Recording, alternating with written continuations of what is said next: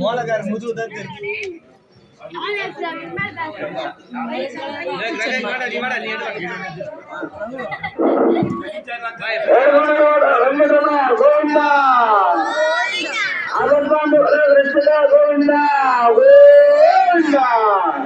ஜனம் கம்மியா இருங்க, ஜனம் வரணும்.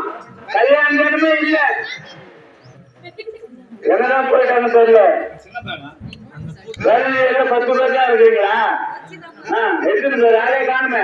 எலெக்ஷன் 19 எலெக்ஷன் இன்னைக்கு